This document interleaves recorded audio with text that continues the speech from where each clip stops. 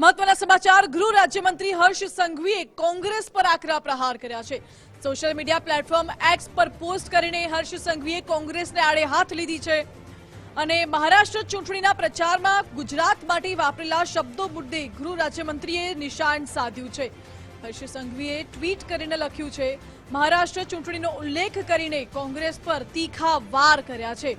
કોંગ્રેસે ગુજરાતીઓની ભાવનાને ઠેસ પહોંચાડી છે તેવું હર્ષ સંઘવીએ લખ્યું છે। કોંગ્રેસની ગુજરાત વિરોધી માનસિકતા છતી થઈ છે મહારાષ્ટ્રની ચૂંટણીમાં, તેવું પણ લખ્યું છે। ખાસ કરીને મહારાષ્ટ્રની ચૂંટણી દરમિયાન ગુજરાતીઓ અને ગુજરાતના નાગરિકોની લાગણી અને તેમનું અપમાન કોંગ્રેસ અને કોંગ્રેસના સાથી પક્ષો દ્વારા ચૂંટણીમાં દરરોજ અલગ અલગ પ્રકારે ભાષણો દરમિયાન ગુજરાતના અપમાન કરવાનો પ્રયાસ કરવામાં આવ્યો અને અપમાન કર્યું છે। સમાજમાં ભાગલા પડાવવાના કોંગ્રેસના આ પ્રયાસોને સમગ્ર દેશમાં અનેક રાજ્યો દ્વારા આ પ્રયાસો નકારવામાં આવ્યા છે અને આ પ્રયાસો નિષ્ફળ ગયા છે। કોંગ્રેસ અને તેના સાથી પક્ષો દ્વારા દરેક ચૂંટણીઓમાં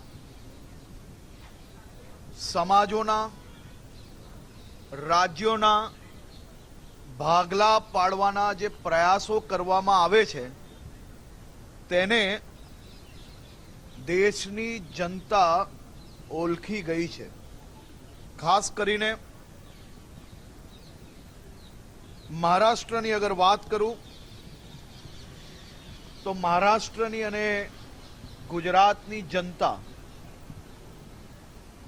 તેને તમામ ચૂંટણીઓમાં સમાજ અને રાજ્યના ભાગલા પાડનાર રાજનીતિને સદંતર નકારવાનું કામ કર્યું છે। રાજ્યના નાગરિકોએ આ પ્રકારના સ્ટેટમેન્ટોના કારણે ક્યાંક ને ક્યાંક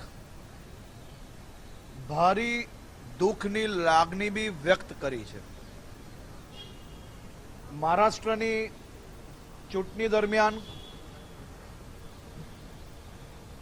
ગુજરાત કોંગ્રેસના બી અનેક નેતાઓ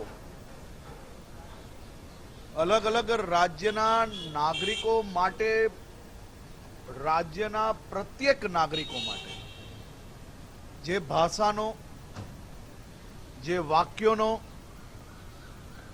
ઉપયોગ કરવામાં આવ્યો છે તેમાં ગુજરાત પ્રદેશ કોંગ્રેસના બી અનેક નેતાઓ સામેલ હતા।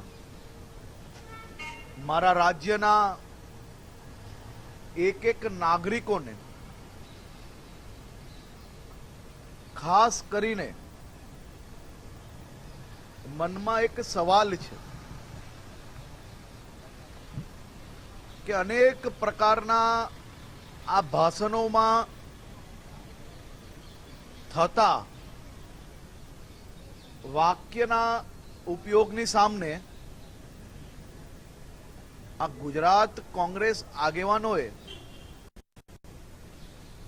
કેમ એક બી શબ્દનો પ્રયોગ ના કર્યો?